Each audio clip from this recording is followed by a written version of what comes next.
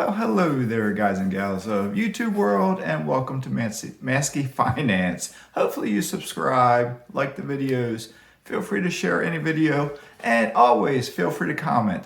This video is going to cover a wide breadth of topics. Nothing in too much detail, but stick around to the end because you don't know if I'm going to say something that will pertain to something in your life. Anyway, to start off with, did I say it already? It's Friday, January 21st of 2022. And I hope you had a great week and have a fun weekend. If you work the normal Monday through Friday job, your weekend's almost here. Every day for me is basically a Saturday. So it is what it is. All right, first of all, I have my daily cup of green tea that I'm sipping on. A small sip. But one of my sisters, I have two sisters, two brothers. One of my sisters sent me a Christmas present that had a bag of 30 gourmet tea bags. All right. And I've drank a lot of green tea in my life. I started drinking green tea as a teenager. And I drank it sporadically throughout the years. And probably roughly around 30-ish, I started drinking a daily cup of green tea. So I've tried a lot of teas. I've been in coffee shops where I've gotten tea. I've been in tea shops where I've gotten tea, et cetera, et cetera, et cetera. I've been in different people's houses where they've given me a cup of tea. But these tea bags, I like them. They're called Gunpowder Green. Gunpowder Green. I kayaked as a teenager on the gunpowder. All right. It says, contains fine china gunpowder tea. It is from the Baltimore Coffee and Tea Company. All right. BaltimoreCoffee.com. BaltimoreCoffee.com. You can probably see that better than I can see it. You know, getting to that age where I don't have bifocals, but I can do that. So anyway, it is what it is. Alrighty. Did you hear the news? Another rocker from my generation has passed away. Yes, Meatloaf, the lovable guy who was nicknamed after his favorite food dish.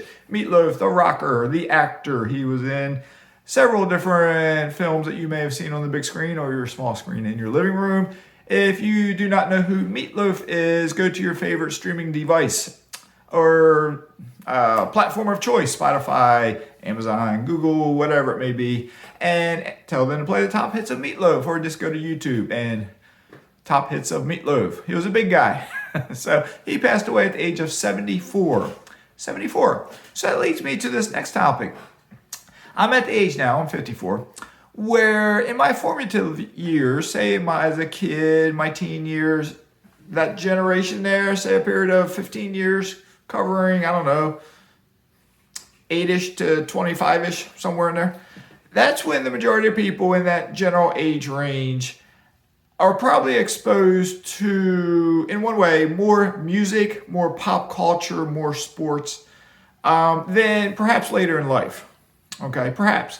But then as we get older, we kind of get our niche, maybe. Like a lot of adults, what are they doing? They're watching football games because the playoffs are now. Or, you know, they're basketball, they're baseball, whatever sport, they just focus on that.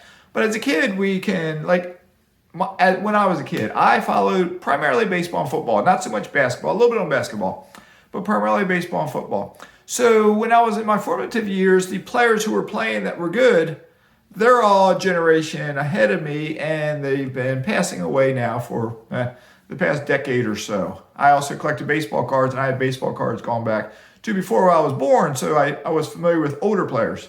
They've already passed away, some of them. But then others are passing away now, just like in music. Rockers, I followed rock, pop, country. Country was mainly in the 90s. The 80s was country and rock and pop. 90s was primarily country and popish. In the 2000s, it's been rock, pop, country, alternative, indie, various kinds of music. I have followed music all my life. So Meatloaf is just one of many rockers that have passed away in the last few years. So anyway, enjoy life, no matter what you're doing. I said in a video yesterday or the day before different activities I've done in my life too, and I forgot to mention one. This is probably one of my most enjoyable things that I've done in life in one way, one way. So I'm going to encourage you, because my guess is, I'm just guessing, majority of you, perhaps all of you that watch this, have never done this before. All right? What it is, and you got to pick the right location, okay, and everything. It has to be the right atmosphere. but it is going on a hot air balloon ride. Okay. Some folks might go on one just like at a fairgrounds. It might be a hot air balloon, maybe ride it up there. But when I did it, I was living in Denver, Colorado. I was going to school in the Navy for 4 months. And I got my roommate to go. I was always the guy to get people to do stuff. That's where I went skydiving. I went skydiving in Sandwich, Illinois. You can Google that. There's still a skydiving company there. So when I back up, I'm talking about Illinois now, but when I was in Denver, I got my roommate to go whitewater rafting. We went to the Rocky Mountains, went hiking, and I think we went skiing. Yeah, we went skiing one time, and we went on a hot air balloon ride. When we went on the hot air balloon ride, we had to get up at dark 30 and go to the location, which this is prior to GPS. How did we find the place? I don't know. We did. We always did. And it was fascinating because they had a little ceremony, kind of like to get ready. We had a little ceremony when we finished. Champagne, I think it was. They were toasting our successful voyage. But when we went up in the balloon, we had the Rocky Mountains to the west. We had the plains to the east. So and I had already skydived. I had been in airplanes. I have gone whitewater rafting. I rode motorcycles. I hiked in mountains. I jumped with motorcycles. I jumped with bikes, pedal bikes. I did a lot of different things in my life, but going in that balloon was one of the most exciting / exhilarating, fun things I did, because when we lifted off that ground, we're in a basket. And when you look down, it was just a different feeling, because rising up, and you get pretty high. I don't know how high you are, a couple hundred feet, I guess. But at one point, there was a pond, pretty pond. And the guy went down. He probably had this. He knew exactly where to do it at. But he went down where he skimmed the surface and then started rising up. And at the far end of the pond was a row of trees. And I'm watching as we're getting closer to it. And it's like, are we going to make it? And we went over the trees where the highest tree branches were just below the basket.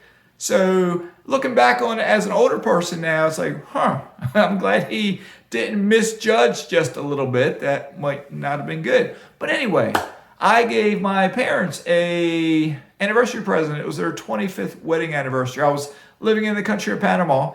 We didn't have the internet back then. So don't ask me how I did it. But I found a hot air balloon company, I think in Pennsylvania, that was close to Maryland. Maybe it was in Maryland.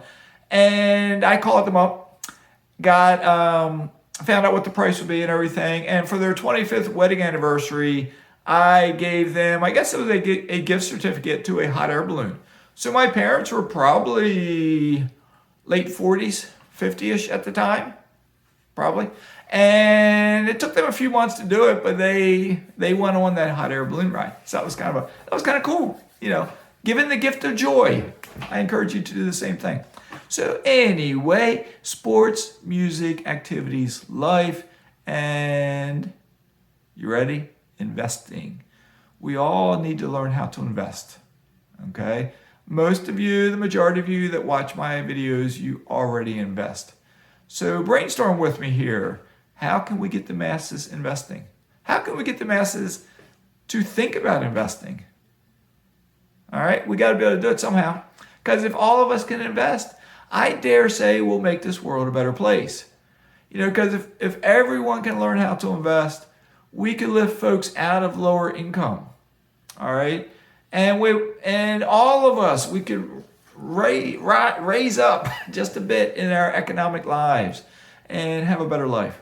So anyway, that's it. That might be it for Mazske for today. I've been brainstorming about interviews. I need to get some more interviews. I got 2 for Sunday, I think. So, but anyway, Baltimore Coffee and Tea Company. Check them out. One last thing. I told you to stick around. I went over my budget the other day.